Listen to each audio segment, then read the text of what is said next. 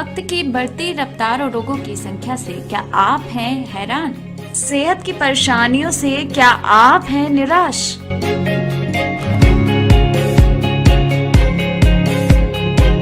तो हेल्थलाइन लेकर आया है तमाम बीमारियों के अनसुलझे राज।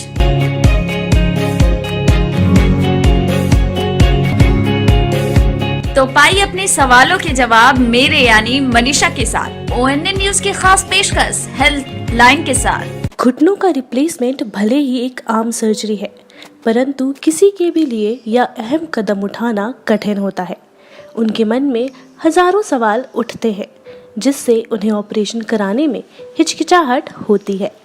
घुटनों को कई कारणों से नुकसान पहुंच सकता है, लेकिन घुटनों की रिप्लेसमेंट कराने का सबसे आम कारण है ऑस्टियोआर्थराइटिस या आर्थराइटिस।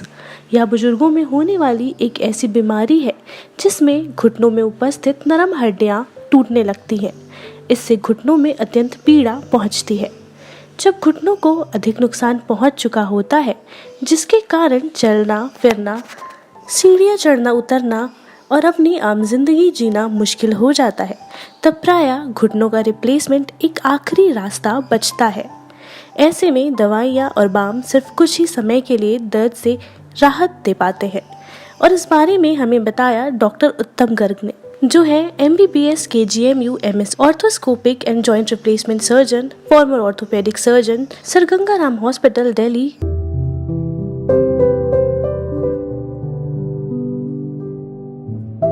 नमस्कार, आप देख रहे हो ONN न्यूज और मैं आयुषी आप सभी का स्वागत करती हूँ हमारे इस खास कार्यक्रम हेल्थलाइन में। यहाँ हम आपको रूबरू करवाते हैं, रोगों से जानकारियाँ देते हैं, मिलवाते हैं डॉक्टर्स और एक्सपर्ट्स से। और आज इसी क्रम में हमारे साथ मौजूद हैं गर्ग जॉइंट केयर से डॉक्टर उत्तम गर्ग। सर, पहले तो बहुत बहुत स्वागत है आपका हमारे इस प्रोग्राम में। धन्यवाद, बहुत बहुत शुक्रिया। जैसा कि हम सभी जानते हैं कि हमारी जो नी होती है यानी कि घुटना बहुत ही इम्पोर्टेंट पार्ट है हमारी बॉडी का। इसी तरह शोल्डर भी बहुत इंपॉर्टेंट पार्ट है। इसमें कभी कोई इंजरी हो जाती है तो उसे हमें कैसे देखना चाहिए, कैसे इसका रिप्लेसमेंट कैसे होता है, आज हम इस बारे में जानेंगे। तो सर, सबसे पहले हम आपसे जानेंगे कि नी एंड शोल्डर रिप्लेसमेंट होता क्या है। देखिए, नी या शोल्डर रिप्लेसमेंट जैसा होता है कि जैसे जॉइंट खराब हो जाता है, जैसे कि ऑस्टियोआर्थराइटिस होती है या पोस्ट ट्रॉमेटिक जैसे इंजरी के बाद होता है, या और कोई रूमेटॉइड अर्थराइटिस या गठिया और भी तरह की बीमारियां होती हैं जिसमें कि नी जॉइंट खराब हो जाता है या शोल्डर जॉइंट खराब हो जाता है। उस केस में हम लोग जॉइंट को बदलते हैं, और जॉइंट बदलने का कुछ सिंपल सा तरीका होता है कि उसका जो कार्टिलेज है उसको हटा के और उसमें हम लोग एक कैपिंग कर देते हैं और वो जॉइंट रिप्लेस हो जाता है। तो जैसा आपने बताया कि ये होता क्या है, तो इसमें सबसे बड़ा सवाल ये उठ के आता है कि ये कैसे किया जाता है। तो हमारे दर्शकों को बताइए कि रिप्लेसमेंट कैसे किया जाता है। कैसे किया जाता है, इस तो बड़ा वेग से सवाल है और इसके लिए तो मेरे ख्याल 20-25 साल लग जाएंगे आप लोगों को समझने में, लेकिन फिर भी मैं आपको बताना चाहता हूँ छोटा सा। जैसे कि ये एक नी जॉइंट है, आप देख रहे हैं, और इसमें ये पटेला कहलाती है, ये ऊपर वाली फीमर बोन है और ये टीबिया बोन है। ये ऐसे मूवमेंट होता है जॉइंट का।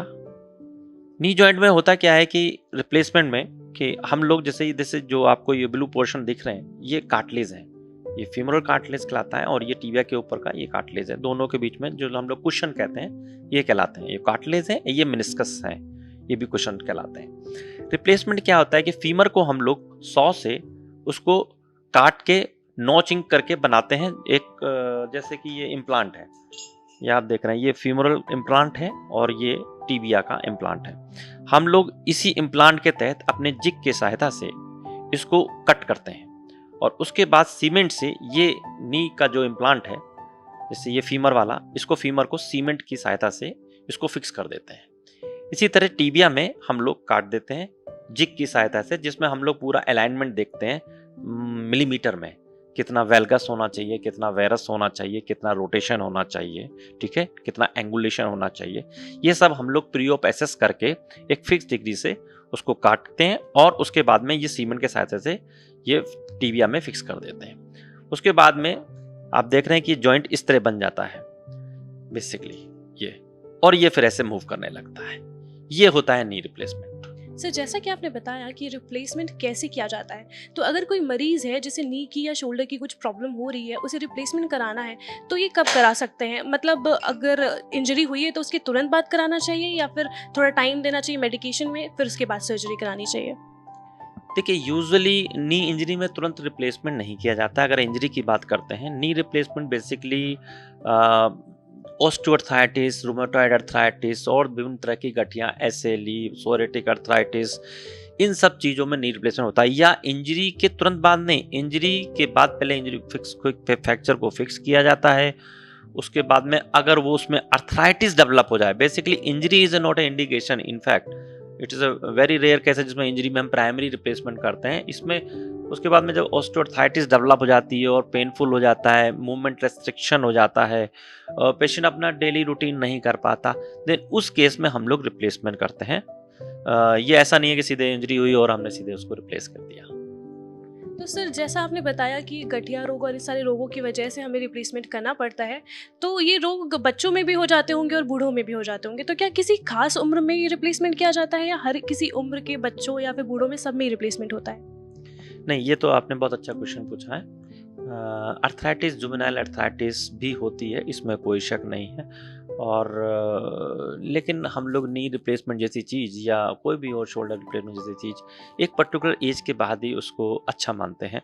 जैसे कि अनुमान 55 और 60 ईयर के बाद में उसको अच्छा मानते हैं। उसका कारण ये है कि उसका एक पर्टिकुलर उसकी एक लाइफ स्पान होता है, एक जॉइंट की एक लाइफ होती है कि अगर हम शुरू में ही बच्चे में जैसे 15-20 साल में अगर हम उसको बदल देते हैं तो 15-20 साल तक जॉइंट की लाइफ होती है, तो बहुत यंग यानी कि 30-35 साल में फिर दोबारा करना पड़ेगा।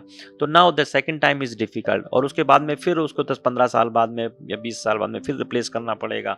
तो at the age of 60 it is third replacement, तो it is very very difficult क्योंकि एट द टाइम जब थर्ड डिवीज़न होता है तो बोन लॉस बहुत ज़्यादा हो जाता है हमारे पास में, टेक्निकली बहुत डिमांडिंग हो जाता है और रिजल्ट उतने ही ख़राब हो जाते हैं। तो हम लोग इसलिए चाहते हैं कि जो रिप्लेसमेंट है उसकी एक पर्टिकुलर एज होनी चाहिए, लाइक 55 और 60 ईयर ओल्ड, तब हम रिप्लेस करते हैं। हालांकि ऐसा नहीं है कि सिर्फ रिप्लेसमेंट इन्हीं एज में भी होती है, बच्चों में भी रिप्लेसमेंट होते हैं, लेकिन वो उस केस में है जब कोई और हमारे पास ऑप्शन नहीं बचता है और फिर आप बच्चे में उसकी ज़िंदगी भी बिल्कुल बेड रिडन के आसपास हो जाती है। तो ऐसे केस में रिप्लेसमेंट ही ऑप्शन है कि कम से कम वो बेड रिडन तो ना हो, भले ही हमको उसको 15-20 साल बाद रिवाइज करना पड़े। जैसे किसी भी चीज़ की कुछ प्रोज होते हैं और कॉन्स होते हैं, तो क्या इस रिप्लेसमेंट सर्जरी के भी क्या कुछ साइड इफेक्ट्स होते हैं? हमारे दर्शकों को बताइए। नहीं, साइड इफेक्ट कहना तो गलत है क्योंकि साइड इफेक्ट तो मेडिसिन के होते हैं, ना कि किसी सर्जिकल पॉइंट ऑफ व्यू से होते हैं।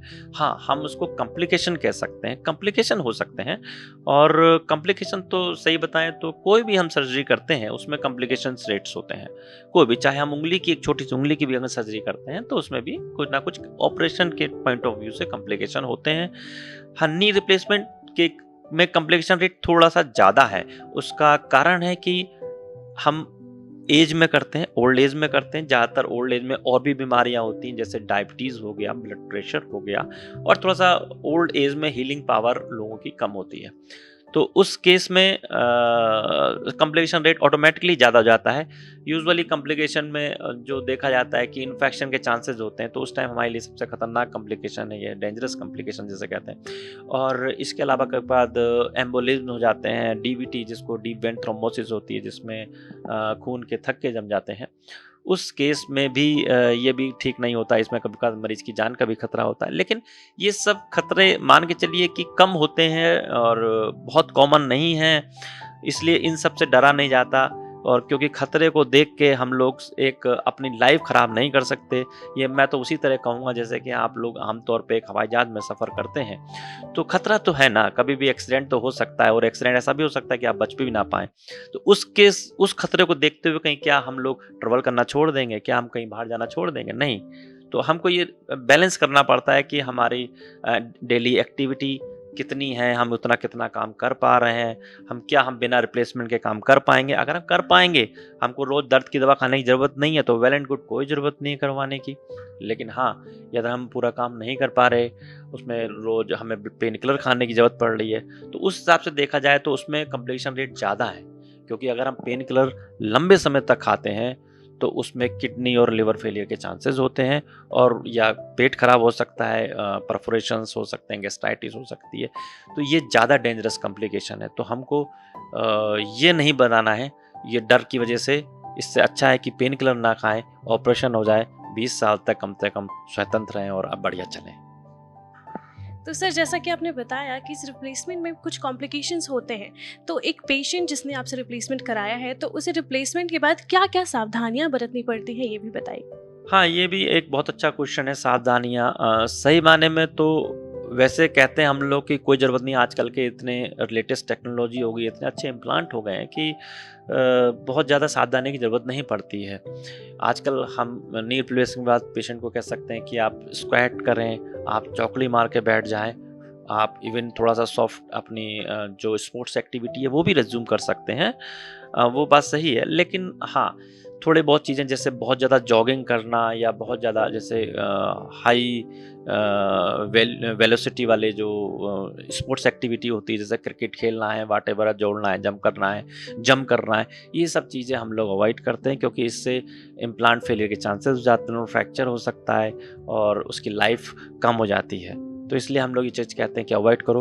अदरवाइज बहुत ज़्यादा रिस्ट्रिक्शन नहीं है, एक आदमी नॉर्मल ज़िंदगी एक रिप्लेसमेंट के बाद में पूर्णतः बिता सकता है हंसी खुशी। सर, इन कॉम्प्लिकेशंस को देखते हुए क्या नी रिप्लेसमेंट का कोई और ऑल्टरनेटिव भी होता है?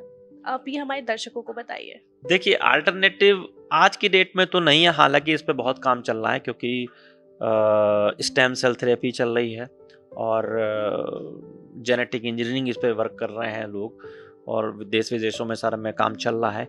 लेकिन ट्रूली स्पीकिंग अभी तक कोई ऐसी हमारे पास कोई एविडेंस नहीं आया जिससे ये कारगर साबित हो सके। तो अभी तक नी रिप्लेसमेंट ही सबसे अच्छा माना जाता है। सर, इस सर्जरी के बाद ठीक होने में एक पेशेंट को ऑलमोस्ट कितना टाइम लग जाता है?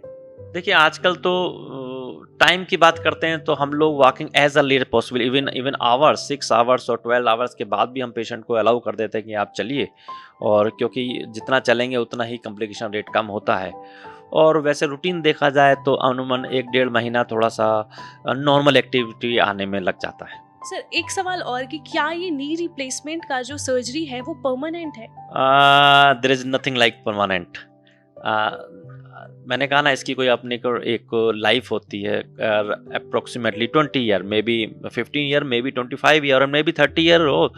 ये डिपेंड करता है कि आप उसको कैसा यूज़ करते हैं, आप कितनी आपकी एक्टिविटी लेवल है।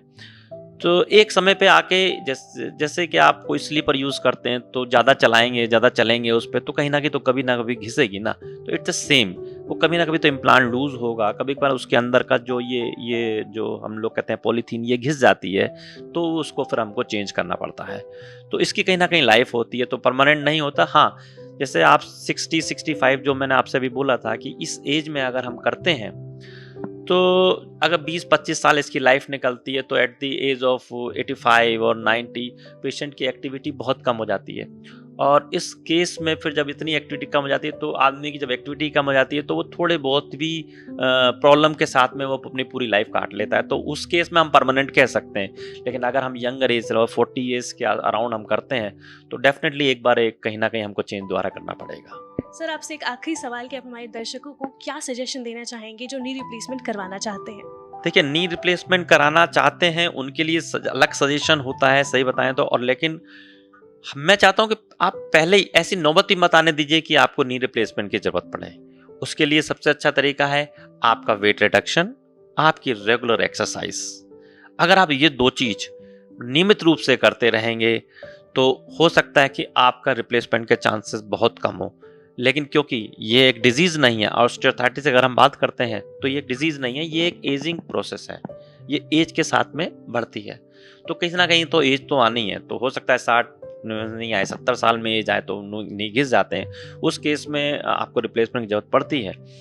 तो एक्चुअली लोगों में डर बहुत है रिप्लेसमेंट का। मेरा सुझाव है कि डरने की जरूरत नहीं है, क्योंकि आज से 20-25 साल पहले जो रिप्लेसमेंट होते थे और आज की डेट में जो होते हैं, ये ऑल टुगेदर बहुत चेंज आ गया है। इतनी एडवांस टेक्नोलॉजी हो गई, हम लोग इतने अच्छे तरीके से कर लेते हैं, इतने अच्छे इम्प्लांट हैं, हम लोग छोटे से चीरे से कर लेते हैं, इवन कंप्यूटर नेविगेशन से करते हैं जिसमें बिल्कुल परफेक्ट अलाइनमेंट मिलता है, और उन सब केसों में उसकी लाइफ बहुत अच्छी हो जाती है। तो और आपके कॉम्प्लिकेशन रेट बहुत कम हो जाते हैं। तो आप कॉम्प्लिकेशन से मत डरिए, क्योंकि कॉम्प्लिकेशन तो किस्मत है, किसके साथ हो जाए कह नहीं सकते, but they are complication, they are written in a book. भले 100 में से 10 केस में हो या 5 केस में हो, लेकिन आप अपने आप को 10 या 5 केस में क्यों गिनते हैं? बाकी लोग तो ठीक है ना। तो बनस्पत इसके कि आप डर के मारे अपना नॉर्मल रूटीन ना कर पाएं, आप बेड रिडन हो जाएं, घर पे बैठे बैठे डिप्रेस हो जाएं, या आप पेन किलर रोज खा खा के अपनी किडनी या लीवर को डैमेज करें, तो उससे बेटर है कि आप बिना डर के इस रिप्लेसमेंट जाएं। मैं कहूँगा ये बहुत ही बेहतरीन तरकीब है। Thank you so much sir, हमसे रूबरू होने के लिए और हमारे दर्शकों से अपने वैल्यूएबल सजेशंस को शेयर करने के लिए। Thank you sir. Thanks a lot, thank you. तो ये थे हमारे साथ डॉक्टर उत्तम गर्ग, जिन्होंने हमें बताया कि नी रिप्लेसमेंट क्या होता है, इसमें सर्जरी कैसे की जाती है, कैसी सावधानियां बरतनी चाहिए हमें इसमें। चलिए फिर मिलेंगे आपसे किसी नए डॉक्टर, किसी नए रोग के बारे में डिस्कस करने के लिए। तब तक बने रहिए हमारे साथ हमारे इस खास कार्यक्रम हेल्थ लाइन में। नमस्कार।